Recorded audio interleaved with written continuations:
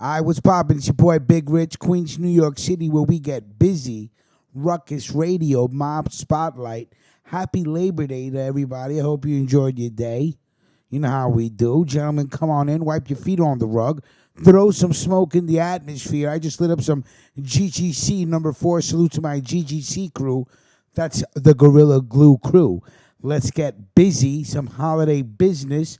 Of course, from one of my favorite sites, www.thenewyorkmafia.com. Salute to Lisa, a.k.a. MS. Salute to the other guy.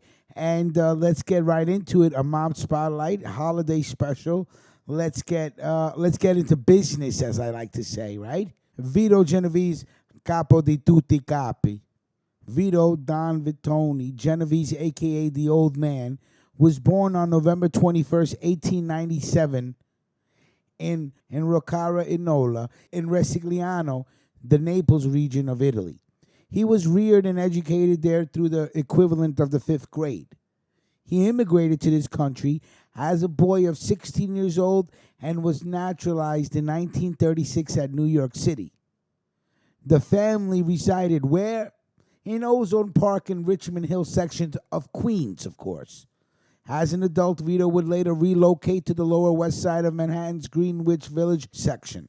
He lived there for years at 29 Washington Square West in Lower Manhattan. He got married at about 26 years old, but within a few years, his first wife died in 1929. And still later, to the state of New Jersey, where he would purchase a beautiful estate property and with his second wife, Anna Nipotillo. This $3.5 million oceanfront mansion had 7,600 feet of living space and was set on 1.4 acres of beachfront property and had 7 bedrooms and 6 baths. The Genoveses had their own housemaids and house cooks to attend to those mundane details of life. This is where he would raise their son Philip and his stepdaughter Anna. Side note, Anna Patillo became a widow and married Vito only 12 days after her husband, Gerard Vernatico, was found strangled up on a rooftop of the apartment house along with a friend. Mob informant Joe Valachi, a disgrazia, testified that soldiers Petey Muggins Mione and Michael Baresi killed them on Genovese's orders. Baresi later on also disappeared. It was Vito obviously cutting all ties to Vernatico's murder. Side note, Anna divorced Vito in 1950. She testified during the open court proceedings about his vast rackets and millions in profits, and although she ratted, so to speak, Vito never touched a hair on her head. Anna was said to have been the one thing in his otherwise brutal life that Vito truly loved. Side note, it didn't go well for Steve France, a close working partner of both Vito and his wife in the operation of several nightclubs. Vito held France responsible for his wife Anna having fallen away from him during his long absence in Italy.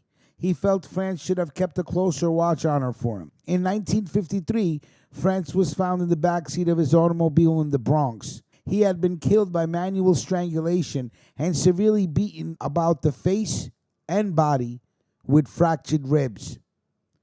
After their divorce and intense law enforcement scrutiny, Vito chose to lower his public profile by relocating to a very modest 2-bedroom cottage at 68 West Highland Avenue in Atlantic Highlands, New Jersey, where he quietly lived alone as an old Italian retiree. He had 2 brothers, Carmine, a basically legitimate guy who owned Carmine's Bar and Grill at 104 Bayard Street in Lower Manhattan, but also a loose associate of Vito's. Carmine was also connected with a beer brewery selling alcohol. And also Michael Goomba Mike Genovese, who was an inducted member of his Borgata and one of Vito's closest trusted aides. He always lived very close by at 131 Riverside Drive, downtown Manhattan, so as to keep a watchful eye on his own neighborhood for his brother Vito. Mike also operated the V. Genovese Trading Corp., a junk scrap business located at 567 Washington Street. Among several key hangouts and known locations he frequented was off the corner of Broome and Mulberry Streets in Little Italy, at the Progressivo restaurant at 254 West 55th Street in Midtown Manhattan.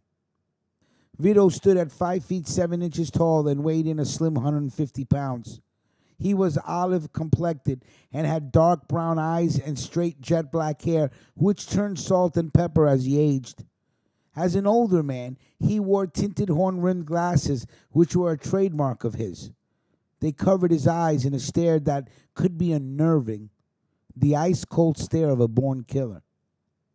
Genovese held several documented ownership interests in various businesses over the years, including the Colonial Trading Company, Waste Paper Removal Company, Herb Strapping Company, and Tyrone Cigarette Service Company, all of which were located on Manhattan's Lower West Side near the docks. In addition, he held a hidden ownership interest in numerous nightclubs, bars, restaurants, fag joints, and illegal unlicensed after-hour clubs all through Greenwich Village area and throughout Midtown Manhattan. These watering holes were operated by mob minions, his wife Anna, and also supervised by his underboss Anthony Tony Bender Strollo. We are talking dozens and dozens of establishments over the years. His criminal activities included gambling, Italian lottery rackets, shylocking, extortion, labor racketing, strong-arm and murder, heroin trafficking, business and nightclubs infiltration, counterfeiting, etc.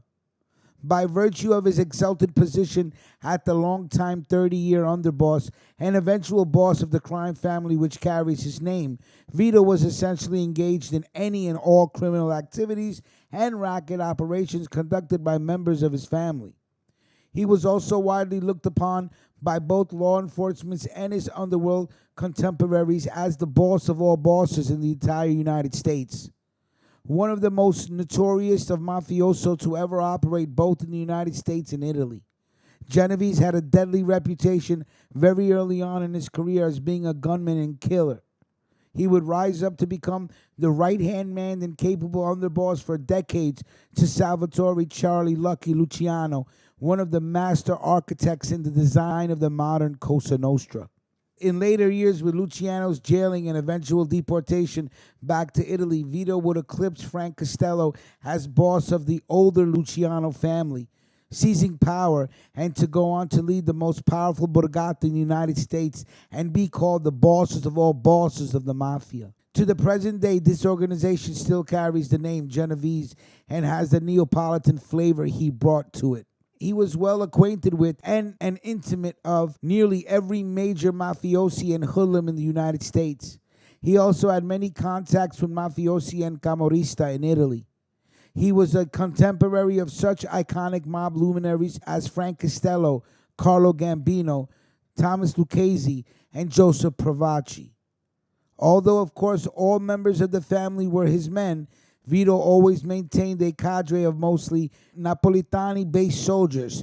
Some later made Capo di Decina that underwrote his dictates and orders. Among the more noteworthy of these names were Michael Mike Miranda, Antonio Tony the Sheik Carrillo, Salvatore Sally the Sheik Carrillo, Anthony Tony Bender Strollo, Thomas Tommy Ryan Eboli, Pasquale Patty Ryan Eboli, Frank Solano, Giuseppe Joe 92 Parlapiano, Alfonso Marzano, Vincent the Chin Gigante, Ralph Gigante, Pasquale Patsy Gigante, Mario the Shadow Gigante, Dominic Coqui Dom Alongi, Joseph Joe Ross de Negris, Innocenzio Johnny the Bug Stapelli, Vincent Vinny Bruno Morrow, Frank the Bug Caruso, Salvatore Little Sally Celembrino, Ciro Peroni, Michael Peroni, Joseph Joe the Wop Cataldo,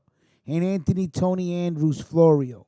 Many others with the last names like Thierry, Cirillo, and Laieta would back his play in the years to come. It gave Vito a strong hand when dealing with the rank and file, as well as dissidents within the New York City underworld. Genovese was always active in a wide variety of activities, but among his go-to base operations were always the old Italian lottery in lower Manhattan nightclubs and illegal bottle clubs and fag joints in the Greenwich Village and West Side area, and narcotics on a major scale. He kept a heavy hand in the heroin traffic through his minions for decades.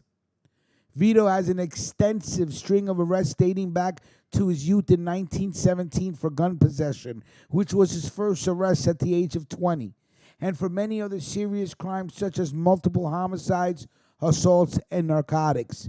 His yellow jacket clearly showed his propensity for violence and that he was a gunman and a killer from the start.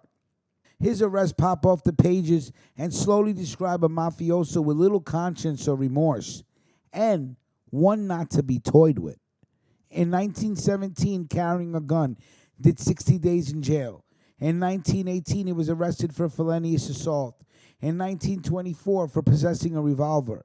In 1924, for vehicular homicide. In 1925, for disorderly person.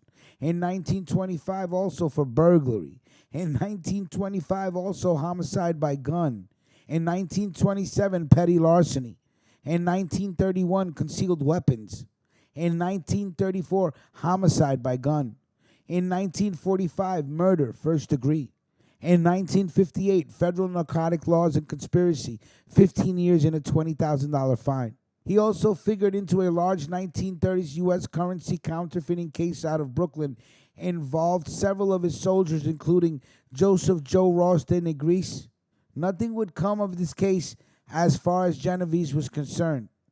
After fleeing to Italy in 1939 and going on the lam with a suitcase filled with a reported $750,000 cash reserve to hold him over, in order to avoid a murder charge, he was eventually extradited back to the United States and received by the NYCPD on November 28, 1945, to be held accountable for the homicides of Ferdinand de Shadow Bocchia on September 19, 1934, who had been a small-time Brooklyn hood. He was indicted on the testimony of Ernest the Hawk Rupullo and Peter Latempa. Vito ended up going to trial for this murder, but the case fell apart after Latempa was found dead in his holding cell one morning. The police medical examiner said after conducting an autopsy that Latempa had enough poison in his body to kill 8 horses. And that was that. Vito had spent the war years on the lam in southern Italy, where he ingratiated himself with Benito Mussolini. He was said to have donated $250,000 cash to Mussolini and the fascist cause, thereby becoming an intimate of the dictator. Vito was elevated by Mussolini to the rank of Commendatore of the Kingdom of Italy. Side note, his wife Anna testified during divorce proceedings that Vito had large amounts of cash in numerous European safe deposit boxes in various countries, including $500,000 in Switzerland.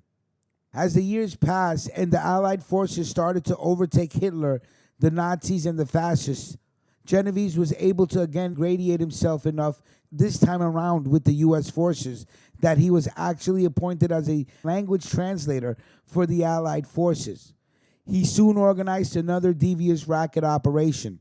This time it was a huge multi-million-dollar black market theft and smuggling ring which utilized his lofty and trusted position with the Allies to gain access to much coveted and rationed supplies such as prepared foods, sugar, flour, gasoline, and medical supplies from various American depots that the U.S. Army ran.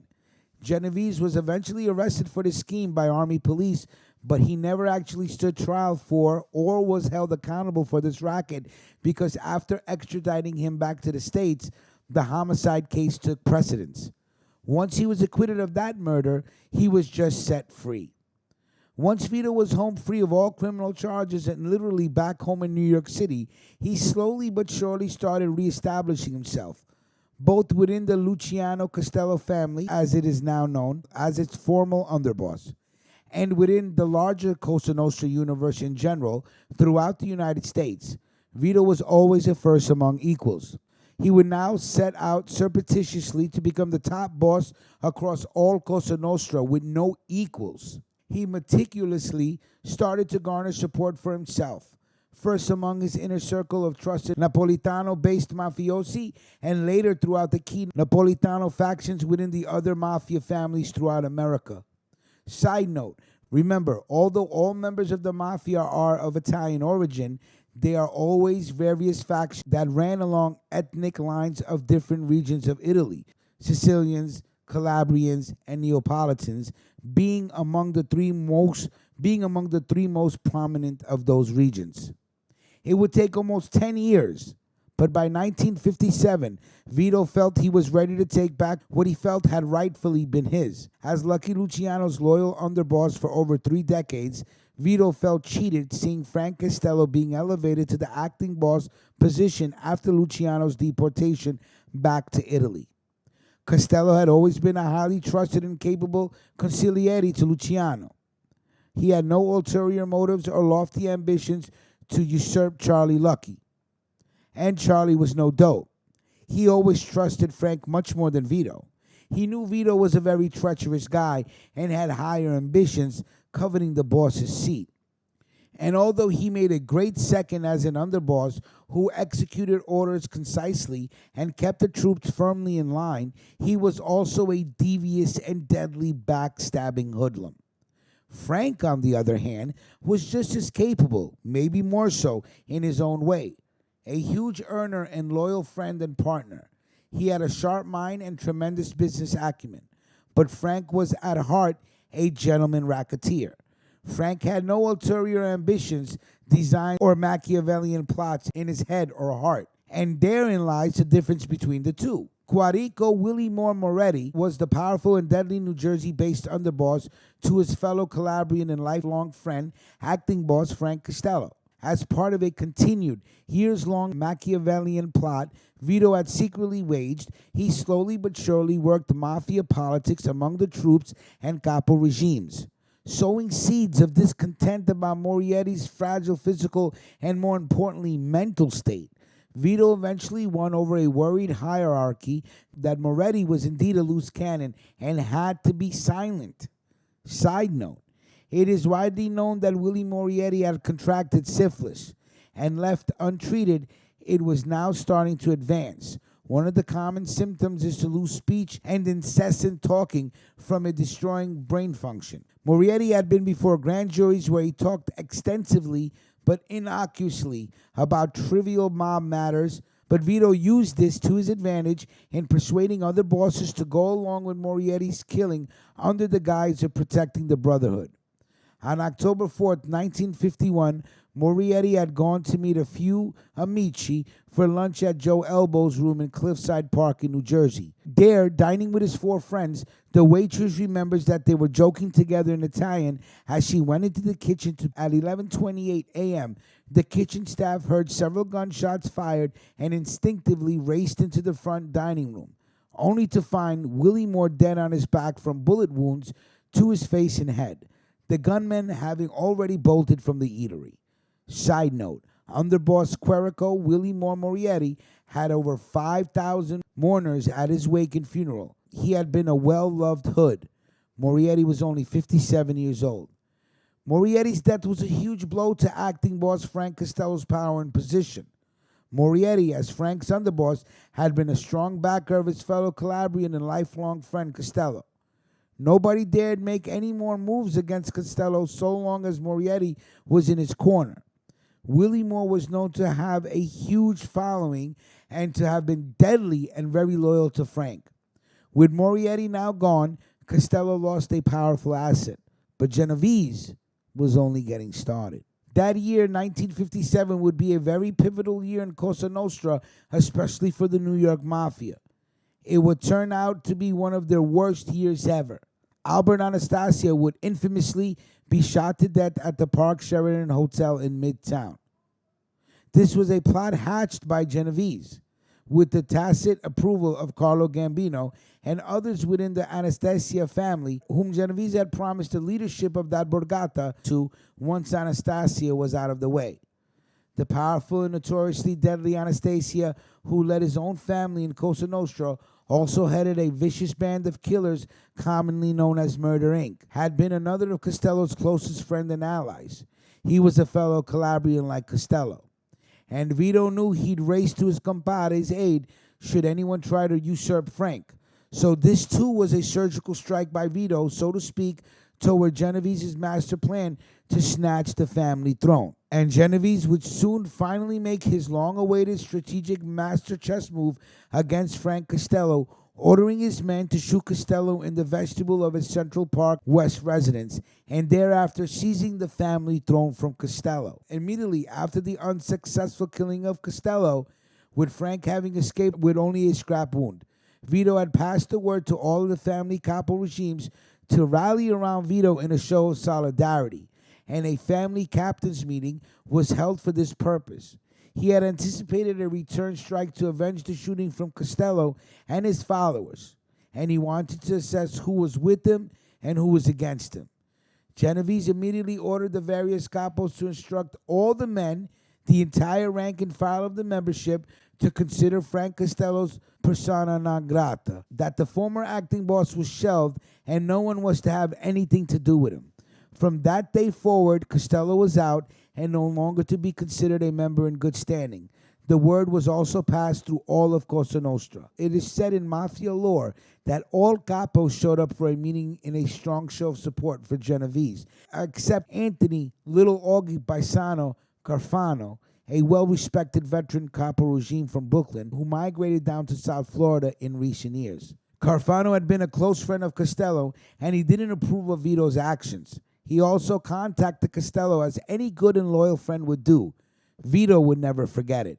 Side note, it would take a year or two for the chickens to come home to roost, but on September 25th, 1959, Carfano received a phone call inviting him out to dinner in Manhattan by his good friend Anthony Tony Bender Strollo. They had been very close for decades, and Carfano trusted him. Little Augie accepted, and they met for supper. After their meal, Carfano departed, together with a former beauty queen named Janice Drake. An hour or so later, both were found by a passerby shot to death in the front seat of Carfano's car. With an elephant's memory, Vito never forgot the slight. Now that's what I call a mafia vendetta. And then, finally, on November 14th of that same year, arguably the single worst event that ever befell the Brotherhood happened. The raid by New York State troopers on Binghamton mob boss Joseph Barbara's home in upstate Appalachian, New York. A nationwide commission meeting orchestrated by none other than Vito Genovese himself. 62 of the country's most important gangsters, all Italian mafiosi, were apprehended, detained, and questioned by troopers. It was a highly publicized event that would haunt all the attendees for years to come. Then, almost back-to-back in 1958, Genovese was the lead defendant in a huge multi-defendant, multi-million-dollar-a-year international heroin smuggling case that the Federal Bureau of Narcotics said operated from February of 1955 through July of 1958. The FBN alleged that the smuggling of narcotics bought in from Europe then were diluted and packaged for resale and shipment to various cities throughout the United States.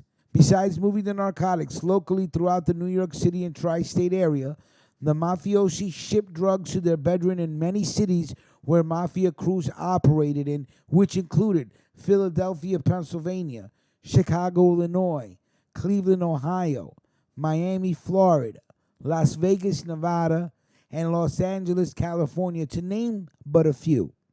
Genovese was accused of having planned and directed the entire operation with the help of key mafiosi from several different New York City families. In a highly publicized trial, all would be convicted. After lengthy appeals, Vito and his compatriots were sentenced to long prison terms. Vito received 15 years and a $20,000 fine, a huge amount in 1959. He was shipped off to federal prison where he would spend the rest of his days. But he was still the boss, and he continued to rule through several trusted acting bosses. Once he arrived at the Atlanta Federal Penitentiary, he was received with a warm welcome. He quickly settled in and soon adjusted to his new digs with the help of fellow mafia members. There was a large contingent of mafiosi from the New York families there, and Vito was their king. He was the bosses of all bosses, so to speak, or as close to that title as any single mafioso has ever gotten. Genovese lorded over all the mafiosi and their mob associates within the confines of that penitentiary. Meanwhile, back in New York City, Vito's underboss, the powerful Anthony Tony Bender Strollo, was left to mind the store while the boss was on ice.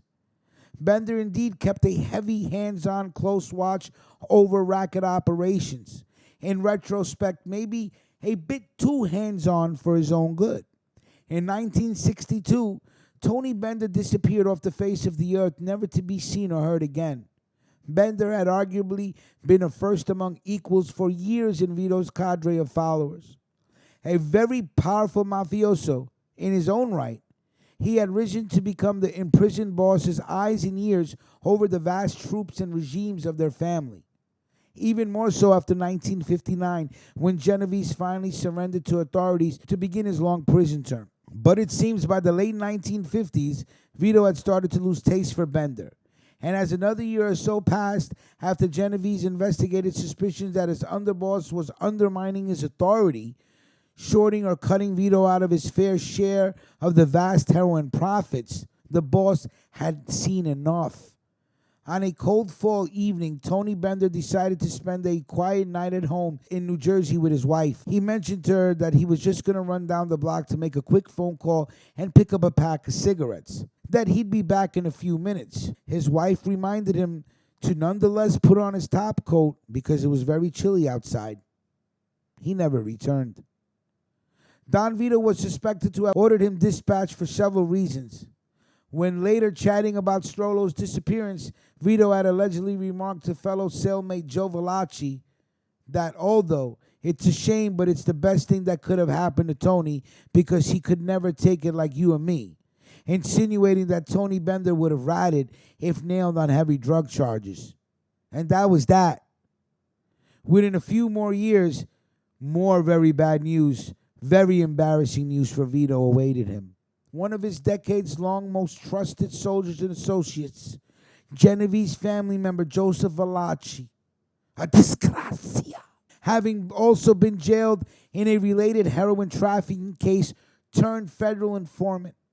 Fearing for his life while serving his term at Atlanta Federal Penitentiary, he turned himself into the authorities, hoping to avoid mafia assassins that he knew Vito had dispatched to kill him. It was one of the single stupidest decisions that Genovese ever made. After extensive debriefing by the FBI, Valachi was put before a congressional investigating committee which was nationally televised. He testified in public as to the actual existence of the mafia and all its machinations, history, and structure. The secret brotherhood was a secret no more and would never be the same. Vito Genovese died of heart disease while serving his narcotics sentence at the Correctional Center Medical Facility at Springfield, Missouri. He had been transferred there earlier from the Atlanta Federal Penitentiary where he had served the bulk of his jail term. He died on February 14, 1969. He was 71 years of age.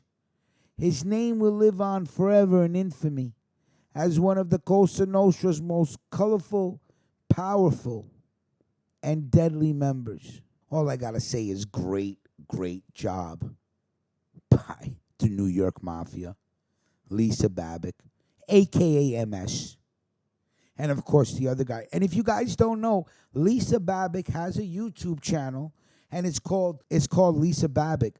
Go subscribe today.